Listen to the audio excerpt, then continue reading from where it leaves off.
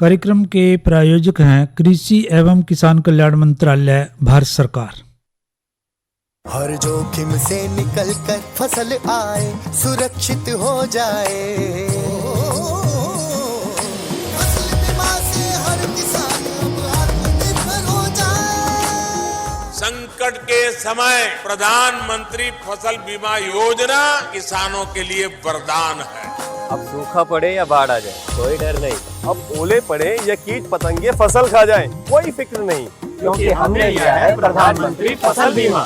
बुआई से फसल कटाई तक हर जोखिम का दावा, न्यूनतम प्रीमियम पर अधिकतम भुगतान का वादा। योजना से हर साल जुड़ रहे हैं 5 करोड़ से ज्यादा किसान। अब आपकी है बारी। नजदीकी कृषि कार्यालय, सहकारी समिति, बैंक शाखा, अधिकृत बीमा कंपनी या जन सेवा केंद्र में स्वेच्छा से करा सकते हैं पंजीकरण। फसल बीमा पोर्टल या फसल बीमा ऐप द्वारा भी कराया जा सकता है पंजीकरण। प्रधानमंत्री फसल बीमा योजना, आपकी फसलों का संपूर्ण सुरक्षा कवच। कृषि एवं किसान कल्याण मंत्रालय, भारत सरकार।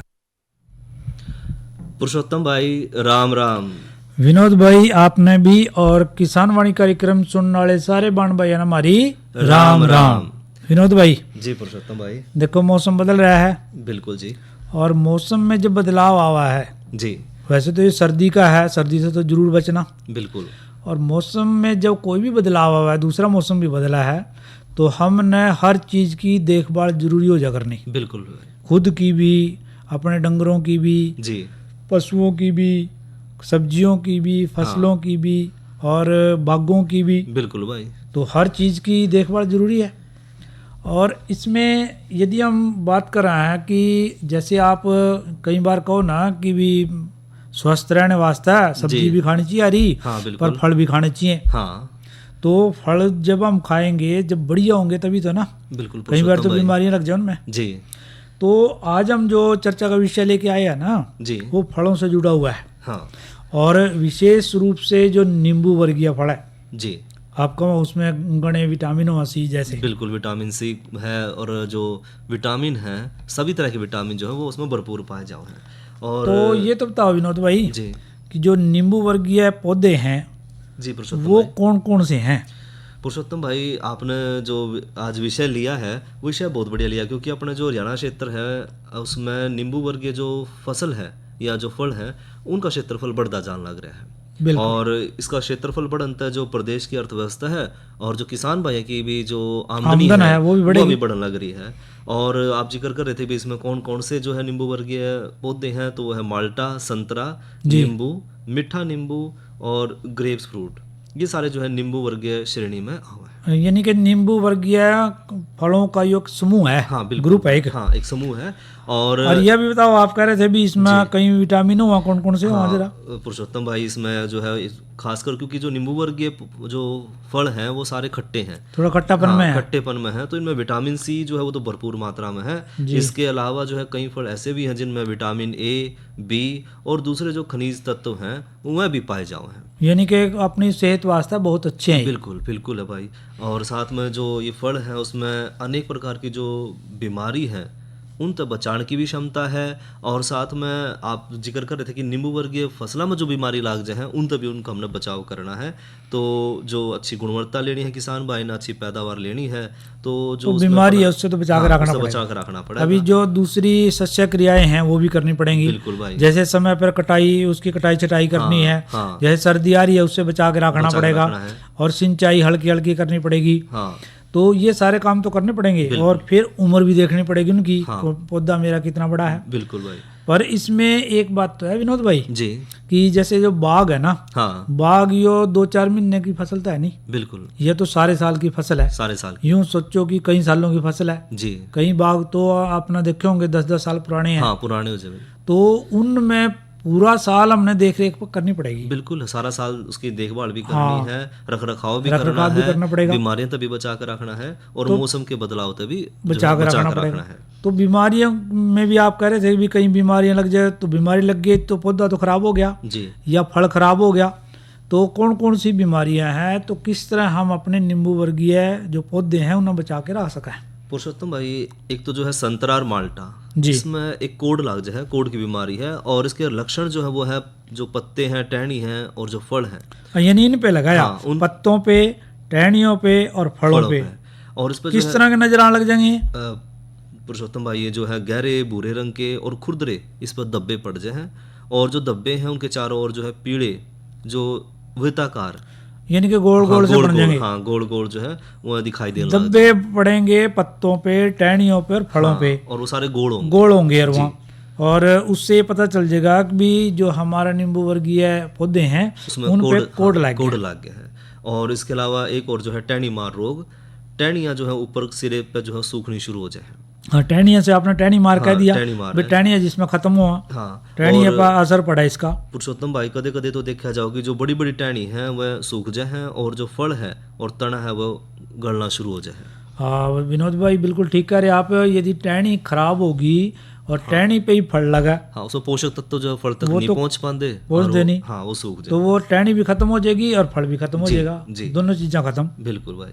और इसके अलावा एक रोग और है, वो है पौध गलन रोग जी, जिसमें गूंद निकलना शुरू हो जाए, इस तरह का रोग है। और जमीन के बराबर सतह के नजदीक तने की जो छाल है उसने उखाड़ कर जो है देखा तो उसमें वो गड़ जाए, इसके अंदर की जो लकड़ी है वो मर जाए, और इसमें जो है गूंद सा निकलना शुरू हो जाए, इसलिए इसने जो है पौध गलन रोग भी कहा है। यानी कि जो पौधा है एक तरह से वो गलने जैसा लग जाए, हाँ, और उसने उसकी छाल ना टाका देखा है तो वो जो गलने वाला गूंद सा है वो निकलना शुरू हो जाएगा, तो उसने बोलना है पौध गलन वाला रोग। बिल्कुल भाई। तो ये भी नींबू वर्गीय पौधों में खूब देखा जाओ, बीमारी देखी जाओ है। और इसके अलावा जो तने और फल का भी गलना एक बीमारी है।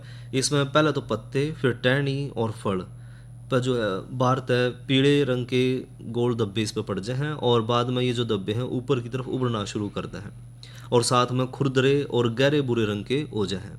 और ये जो धब्बे हैं उनके बाहर वाला जो पीला रंग है वो खत्म हो जाए, और साथ में जो पत्ते और फल हैं उसकी सतह पर कागज की तरह दिखाई देना शुरू हो जाए, यानी खत्म हो जाओ। हाँ, पहले पत्ते इसमें जावा, फिर टहनियाँ जावा, फिर फल जावा। बिल्कुल भाई। तो और खुरदरे बन जाए और गहरे भूरे रंग के बन जाए, और जो धब्बों के बाहर आप बता रहे कि पीला पीला सा फैल जाए पहले तो रंग, हाँ, फिर वो पत्ते और वो भी खत्म होना शुरू हो जाए, फिर कागजी रंग हो कागजी का मतलब ये तो बिल्कुल ही खत्म हो जाए। हाँ, उसमें कोई हरा रंग नहीं रहा, कुछ नहीं रहा उसमें हरा। हाँ, तो तने और फल हैं जो उसमें गलना शुरू हो जाए, जी, तना भी गल जाएगा, फल भी गल जाएगा। पुरुषोत्तम भाई इसके अलावा एक और जो समस्या वो है जो है जस्ते की कमी।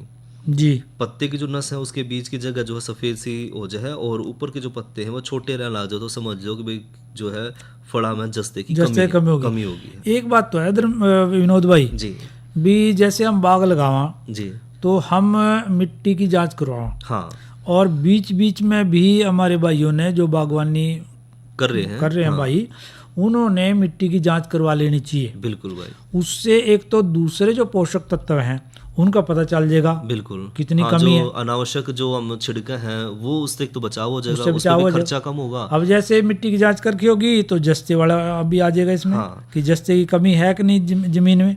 जस्ते की कमी होगी तो उसको पूरा भी करेंगे फिर, बिल्कुल। और जो दूसरे पोषक तत्व कम ज्यादा होंगे उनका भी छिड़काव हम कर देंगे। जी, तो विनोद भाई जैसे मैं बात कर रहा था, हाँ जी, भी जो बाग है ना अपना जी, वो तो सारे साल पौधे लगे रहे हमारे, बिल्कुल, फल भी लगभग सारे साल देवा।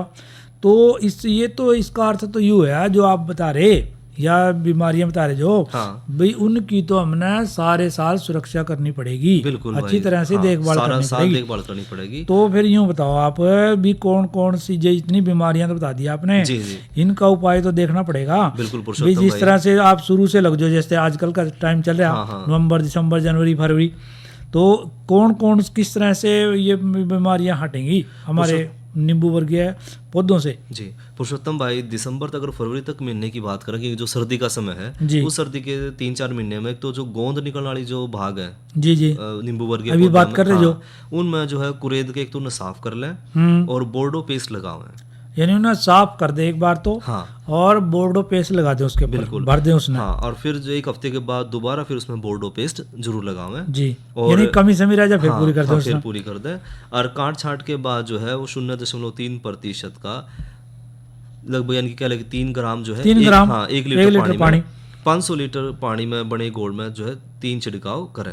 यानी कि पहले तो आपने कहा है कि भी जो गोंद निकला उन्होंने काट दें सारे, हाँ, साफ कर दो, फिर उसमें बोर्डो पेस्ट ला दें, बिल्कुल भाई, कोई कमी समी रहा हफ्ते बाद दोबारा ला दें, हाँ, और उसके बाद आपने कहा कि 3 ग्राम दवाई ले लें। बिल्कुल। कौन सी दवाई बताई बोला आपने?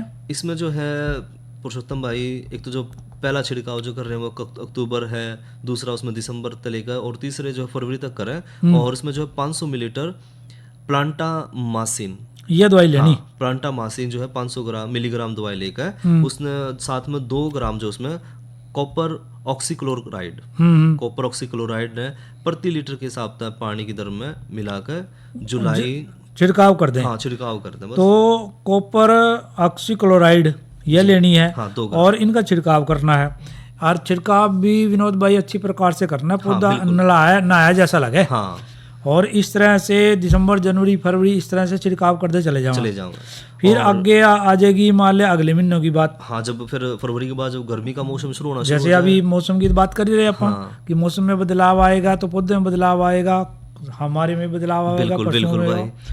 और जब गर्मी का मौसम इनकी अप्रैल मई के महीने में जब गर्मी तेजी से बढ़ेगी तो उस टाइम जो है कॉपर ऑक्सीक्लोराइड का लगभग जो है 3 ग्राम उसी तरह से हाँ बिल्कुल जो है 3 ग्राम 1 लीटर पानी के हिसाब से छिड़काव करें। और उसके बाद जस्ते की कमी जो है उसने रोकन खातर 3 किलोग्राम जिंक सल्फेट जी हाँ, और फिर 1.5 किलोग्राम उसमें जिंक और 1.5 किलोग्राम जो है भुजा चूना ये मिला ले। हाँ, 500 लीटर पानी में घोल कर उसका छिड़काव कर दें। इससे हमारे जो नींबू वर्गीय पौधे हैं उसमें जस्ते की कमी दूर हो जाएगी।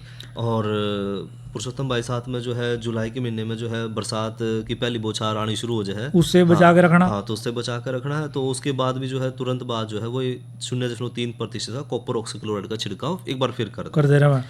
तो सर्दी से भी बचा के रखना है, सिंचाई भी करनी है बिल्कुल भाई, और खाद भी टाइम पे डालना है। हाँ। और जो आपने ये बीमारियों की बात करी है उन बीमारी से भी हम अपने जो बाग है नींबू वर्गीय बाग उनको बचा के रखना है। तो पूरे साल यदि देखभाल करेंगे और एक कटाई चटाई का भी बहुत ध्यान रखना पड़ेगा। बिल्कुल।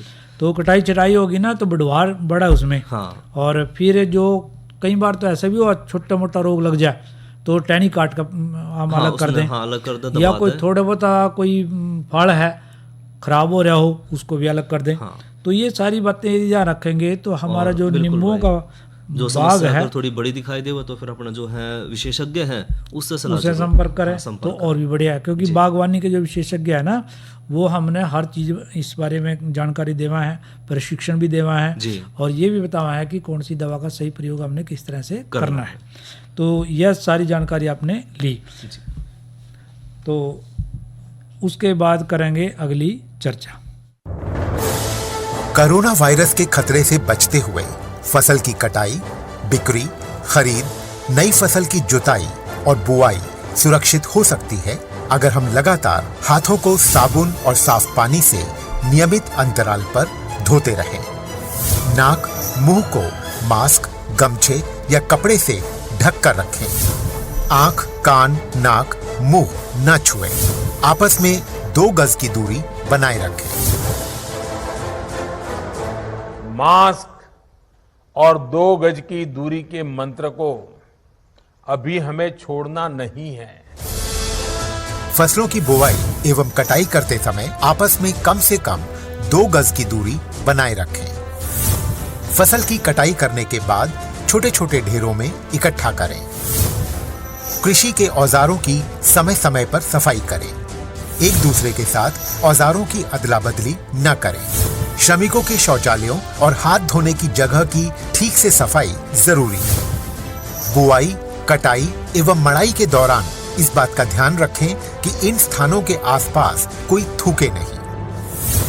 कंबाइन, हार्वेस्टर, थ्रेशर, जुताई और बुआई की मशीनों को इस्तेमाल से पहले साफ करें।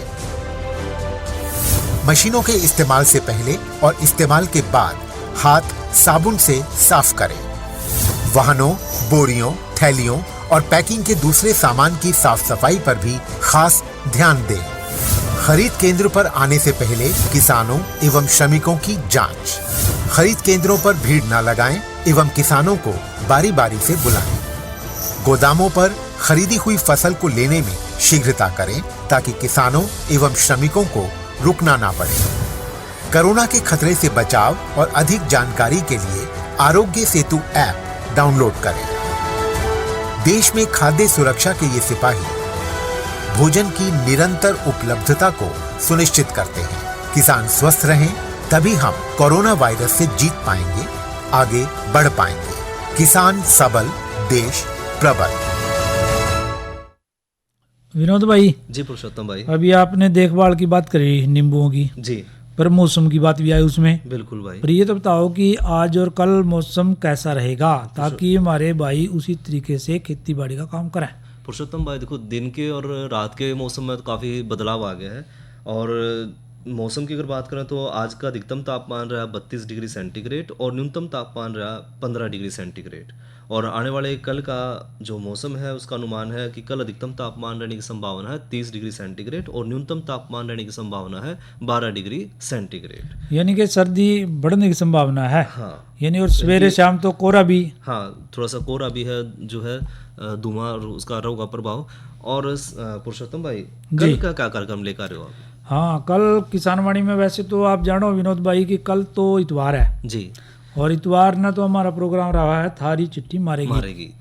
लेकिन सोमवार न जो हम किसानवाणी कार्यक्रम लेके आएंगे उसमें हम जो चर्चा करेंगे, पहली चर्चा रहेगी बीज उत्पादन में जैविक खेती का महत्व जी, ये चर्चा करेंगे एक तो।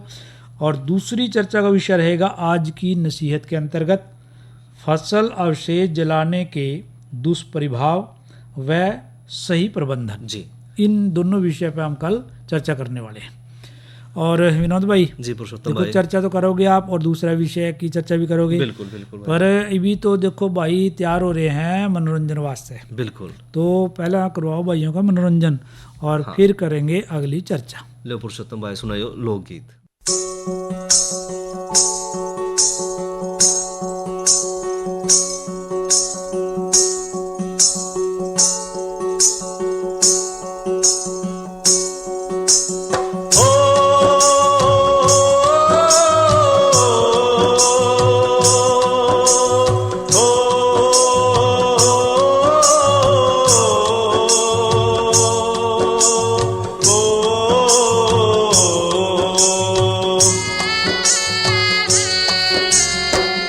दुनिया का मेला है पानी करेला,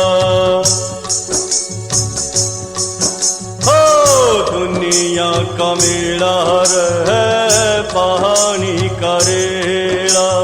सुख दुख का यो संसार, जिंदगानी दिन चार।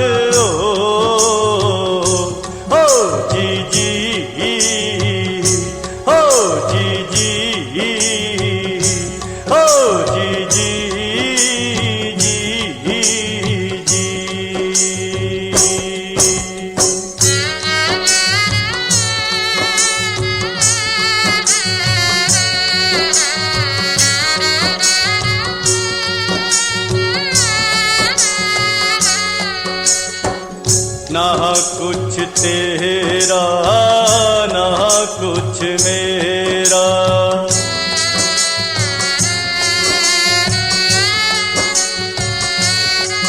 हो ना कुछ तेरा ना कुछ मेरा। दो दिन का यो रहन बसेरा, पंछी ले जाओ डार। हो जी जी, हो जी जी, हो जी जी जी जी।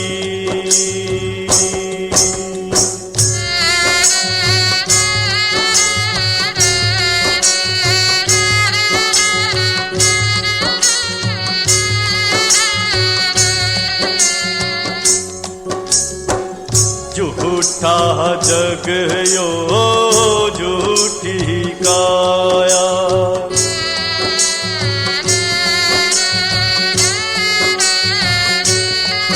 ओ झूठा जग यो झूठी काया।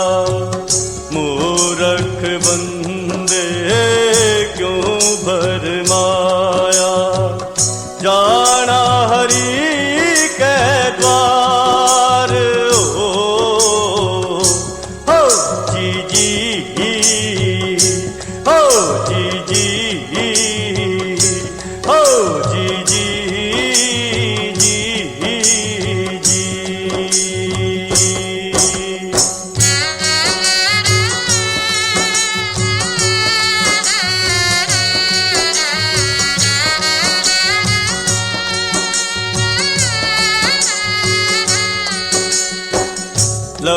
रे लहू का बैरी हो जा।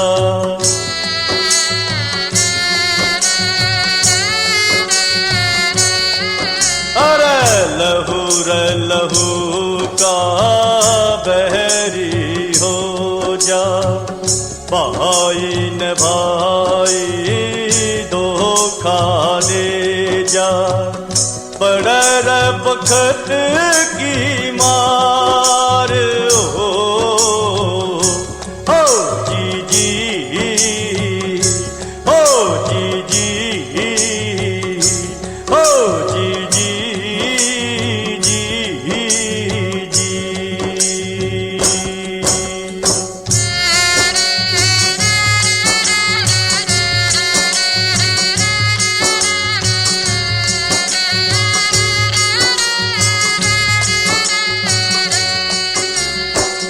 रट ले हरि का नाम रे बंदे।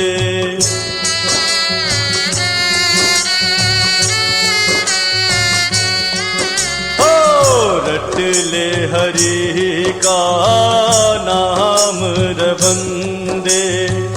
जन्म जन्म के कट जा फंदे। हो जा रे बेड़ा पार हो जी जी, हो जी जी,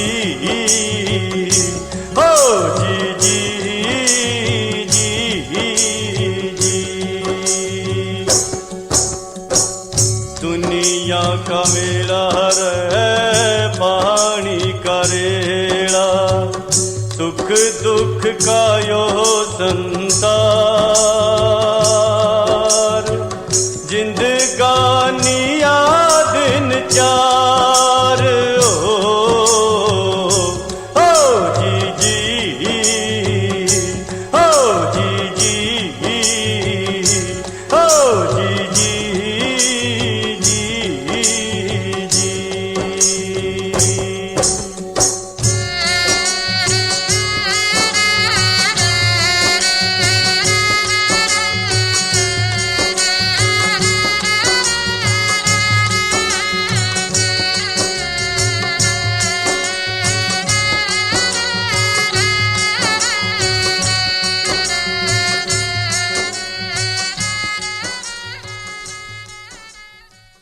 तो विनोद भाई जी पुरुषोत्तम ये तो सुना भाई ना लोकगीत फिल्म थी मारी धरती मारी माँ।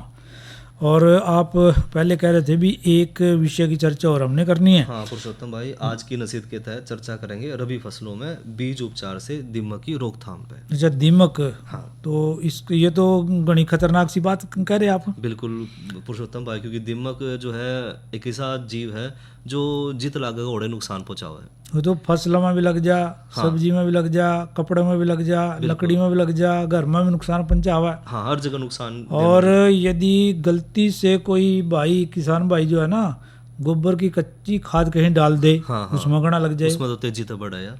तो इससे तो अपने बचाव करना पड़ेगा, अपनी फसलों का भी, घर का भी, खुद का भी। बिल्कुल पुरुषोत्तम भाई।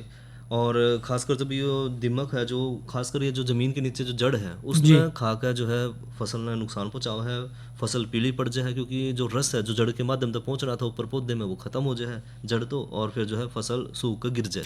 हाँ, क्योंकि जड़ ये तो जमीन के अंदर रहा है विनोद भाई। बिल्कुल भाई। और पुरुषोत्तम भाई जो खासकर जो फसल जो हम नई बोए हैं, जिस तरह अक्टूबर नवंबर का महीना है, या जो अगली फसल फिर फरवरी के महीने में बोई जाओगी, फरवरी मार्च में, तो उस समय जो है थोड़ा सा अगर ध्यान रखें तो बचाव करा जा सका है। और विशेष तौर पर जो गेहूं जो चना लगा रहे हैं किसान भाई, तो उसमें जो कीटनाशक है जो दीमक नाशक है वो है क्लोरीपाइरिफास।